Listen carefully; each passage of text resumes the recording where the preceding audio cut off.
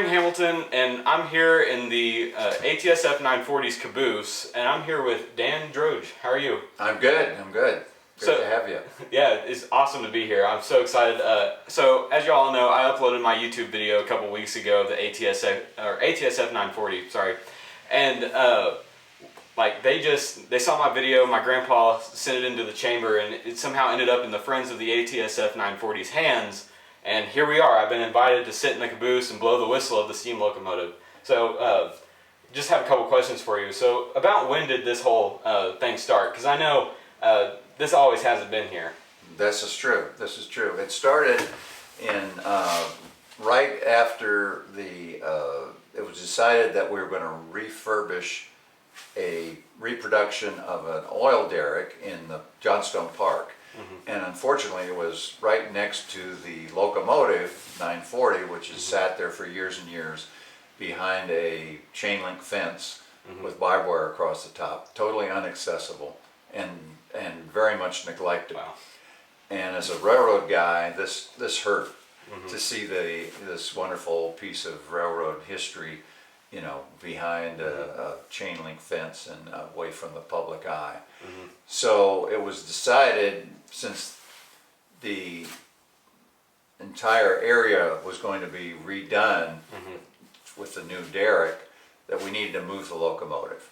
Mm-hmm. And what better place is to move it back where it started from, which is on the tracks next to the beautiful Bartlesville Depot. So a group of us got together, all of us railroad nuts, and we decided, well, first thing we need to do is build a track for it to sit on. So we built the track in about 2007, and then the train itself was moved 4 blocks at a cost of $50,000. And that was a deal to bring it to its new location. Back here at the depot. Wow, so that's really impressive. So you have 4 pieces of rolling stock here. You have the locomotive, AOX 930, the caboose, and then the stock car behind us. So in a couple of years, are y'all planning on moving the stock car up ahead in the train? We plan to move it in 2023.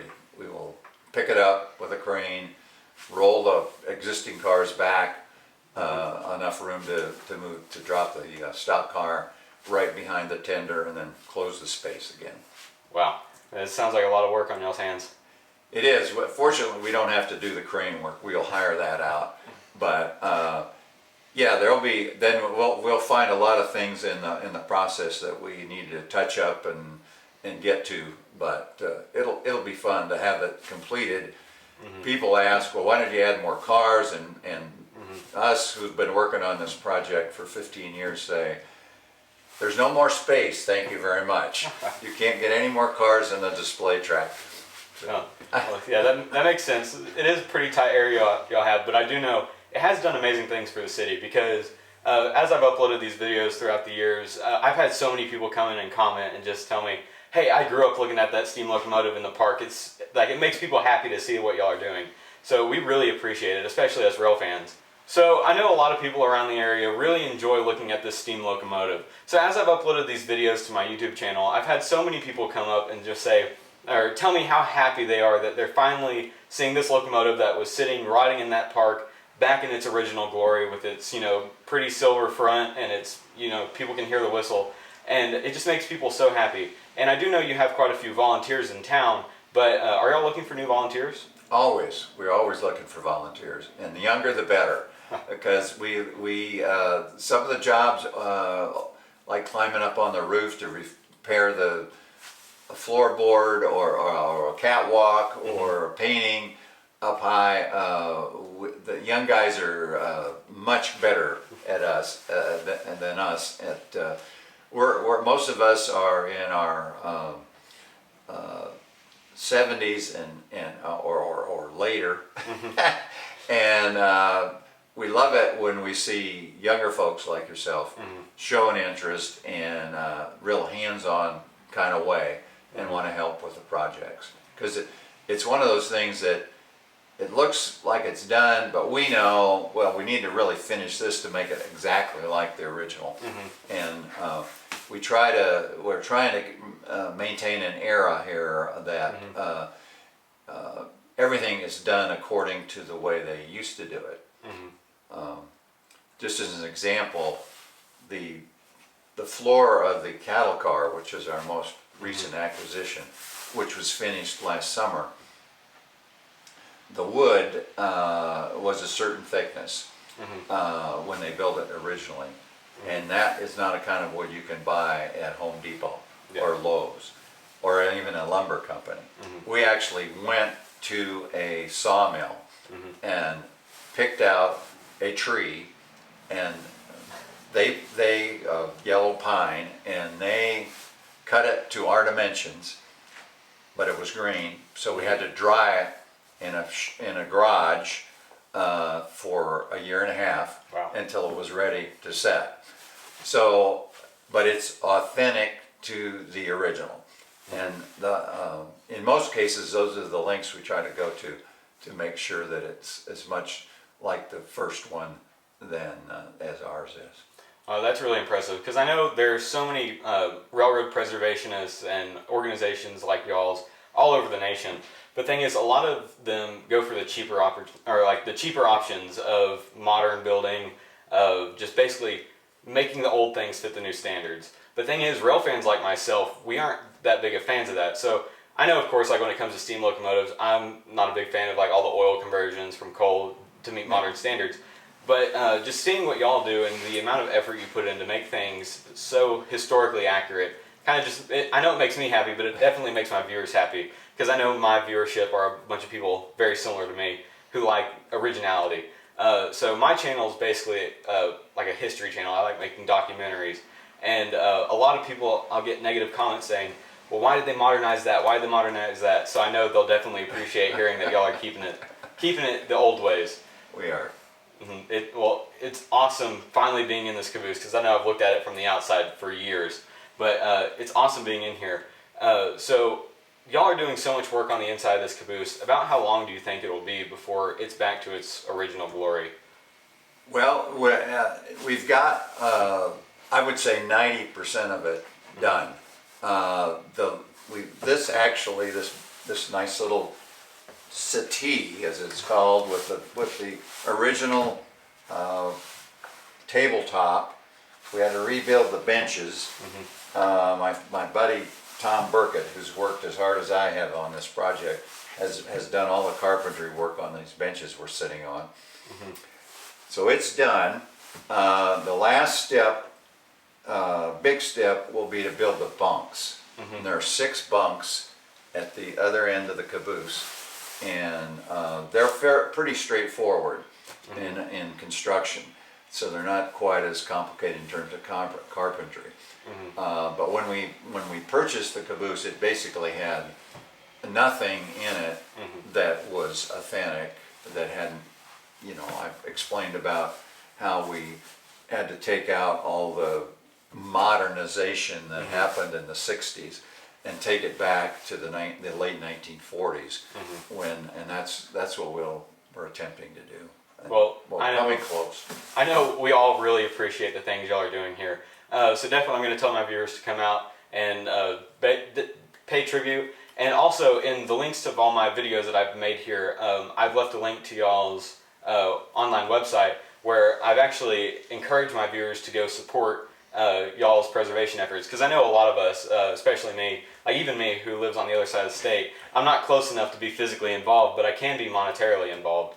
So I know all my viewers and myself have gone and we've looked into funding through the website and sending any money, so we really appreciate what y'all are doing. So thank you so much, sir. You bet. It's awesome meeting you. It was great to show you around, and I encourage your viewers to come on out and see the 940 and the train that was created because of it. Definitely. Well, thank you, sir. You betcha. My buddy Dan here, he was real kind, and he allowed me to blow the whistle on 940. We went over and turned on the air compressor, which wasn't on today, and let's give it a test.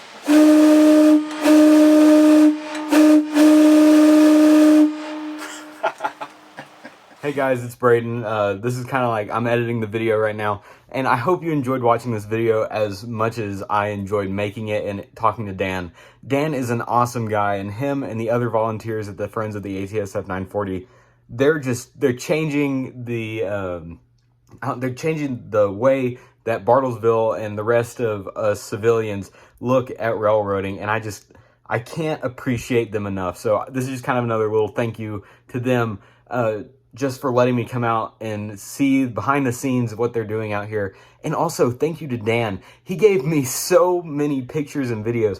There were literally thousands. I'm pretty sure I downloaded at least 17 gigabytes worth of photos and videos from all the way when the locomotive was built in the early 1900s all the way up to the move and the restoration. And he said he's going to send me more. So whenever if he gets them, and he's invited me to come watch them move the cattle car later this year and all this kind of crazy stuff, and I just can't thank him enough. The Friends of the ATSF 940 is by far one of the best restoration groups I have ever seen. It's just amazing that with the little amount of money and time and volunteer hours that they have, that they can do such amazing things with this stuff. So y'all guys, they deserve it. Just go down and go onto their website, which is linked in the description, and make sure to send them an email. If you live in the area and you just want to help, go volunteer a couple of your hours. They definitely need it. But yeah, send them donations. Just send them a message on their email and just thank them for what they're doing, because they're doing amazing things to preserve the legacy of not only the ATSF 940, but the Bartlesville train station, the AOX tank car, the cattle car, the caboose, everything. They're just changing the landscape of railroad appreciation in Northeast Oklahoma, and it's inspiring. I can't wait until maybe one day I'm old enough I can go up there and work with them, or maybe even this summer I can go up there for a week or two and just kind of help out. So yeah, y'all guys definitely go check out their website. Also, down in the description below, you'll find the link to my bonfire, where I actually have a fundraiser for them. So there's these t-shirts, they say Friends of the ATSF 940. They have a graphic of 940 on there. Just go down there, buy those.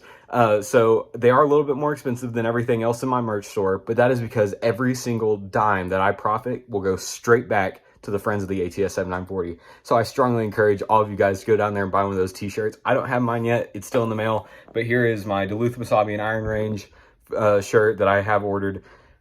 These shirts are amazing quality, so you aren't going to be disappointed, and the money goes towards a great cause.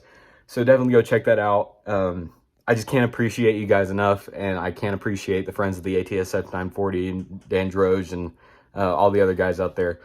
So thank you guys so much for watching today's video. I really hope you enjoyed. This is just a little sneak peek into the railroading history and the people of Bartlesville, Oklahoma. Thank you guys so much for watching. I'll see you later.